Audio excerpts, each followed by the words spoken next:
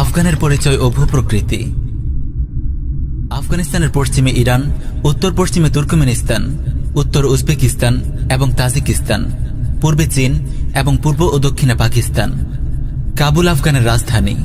রাজধানী ব্যতীত আফগানিস্তানের প্রধান শহর চারটি: জালালাবাদ, কান্দাহার, হেরাত ও মাজারি শরীফ। মোট 31টি প্রদেশ নিয়ে আফগান। মোট জনসংখ্যার 99.7% মুসলিম। আফগানের আয়তন 2,51,830 বর্গমাইল। আয়তনের দিক দিয়ে এটি বাংলাদেশ থেকে প্রায় 5 গুণ বড়। ওয়ার্ল্ডোমিটারের তথ্য অনুযায়ী 2020 সাল পর্যন্ত আফগানের জনসংখ্যা ছিল 3,89,28,000। আফগানের প্রধান ভাষা পশতুন ও ফার্সি। আফগানের সংখ্যাগরিষ্ঠ জনগণ হল পশতুন।